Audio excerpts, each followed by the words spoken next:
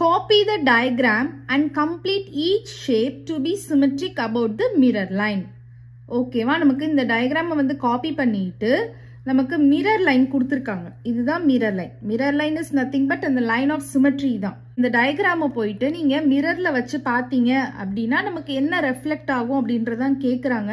But நம்ம every time வந்து மிரர்ல போய்லாம் வச்சு பார்த்துட்டு இருக்க முடியாது. இப்போ எக்ஸாம் ஹாலில் போயிட்டு நீங்க மிரர்ல போய் வச்சு பார்க்க முடியாது. ஸோ நீங்க என்ன பண்ணணும், நல்லா திங்க் பண்ணி பார்க்கணும்.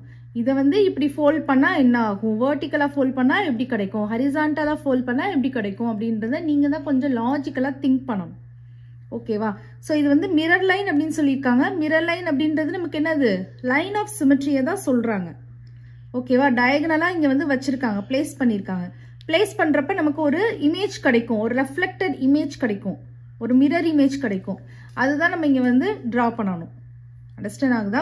Copy the diagram and complete each shape. ஒவ்வொரு ஷேப்பையும் நம்ம கம்ப்ளீட் பண்ணணும். To be symmetric about the mirror line. இந்த மிரர் லைனுக்கு அபவுட்டா எப்படி இருக்கணும், சிமெட்ரிக்கா இருக்கணும். ஸோ இங்க வந்து நமக்கு எப்படி வச்சிருக்காங்க, டயகனல் வைஸ்ல வச்சிருக்காங்க. ஸோ இந்த மாதிரி வைக்கிறப்போ நம்ம ஃபோல்டிங் கான்செப்ட்க்கு கூட நீங்க வரலாம். ஸோ இந்த மாதிரி டயகனலா வைக்கிறப்போ நீங்க ஃபோல்ட் பண்ணுவீங்க, இந்த மாதிரி ஃபோல்ட் பண்ணுவீங்க. ஃபோல்ட் பண்றப்ப இந்த இமேஜ் வந்து இந்த இடத்துல போயிட்டு என்ன ஆகும், கோயின்சைட் ஆகும். அப்போ கோயின்சைட் ஆகிறப்போ எப்படி வந்து விழுகும், எப்படி கோயின்சைட் ஆகும். இப்போ இங்கே வந்து ஒரு மவுண்டைன் மாதிரி இருக்கு. அதே இது நம்ம இதை டயகனலாக நம்ம வந்து ஃபோல்ட் பண்ணுறப்ப என்ன ஆகும், இங்கே வந்து விழுகிறப்போ இந்த பொசிஷனில் விழுகுமா? அண்டர்ஸ்டாண்ட் ஆகுதா? இப்போ பாருங்க, இப்போ ஒரு ஸ்கொயர் ஷீட் எடுத்துக்கலாம். இந்த ஸ்கொயர் ஷீட்டில் வந்து நான் வந்து இங்கே ஒரு மவுண்டைன் மாதிரி ட்ரா பண்ணிக்கிறேன். ஓகேவா? இதை வந்து நான் இப்போ டயகனல் வைஸ் வந்து ஃபோல்ட் பண்ண போகிறேன். ஸோ ஃபோல்ட் பண்ணுறப்போ பாருங்க, இந்த மாதிரி இருந்ததுல நான் டயகனல் வைஸாக இப்படி ஃபோல்ட் பண்ணுறப்ப அந்த மவுண்டனோட பொசிஷன் எப்படி மாறுது, அப்படியே ரைட் ஹேண்ட் சைடு பாயிண்ட் பண்ணி மாறுதா? ஸோ அப்போது இப்படி இருக்கிறது இப்படி ஃபோல்ட் பண்ணுறப்ப இப்படி மாறுது. அப்போது நமக்கு இங்கே ஆன்சர் வந்து இந்த மாதிரி பொசிஷனில் தான் நமக்கு மாறும். அது நம்ம வந்து கான்ஃபிடென்ட்டாக நம்ம சொல்லலாம். ஓகேவா? அண்டர்ஸ்டாண்ட் ஆகுதா?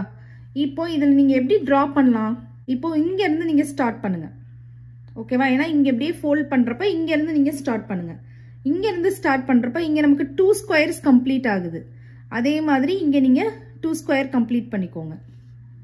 ஓகேவா? அதுக்கப்புறம் இந்த மாதிரி இருக்கு.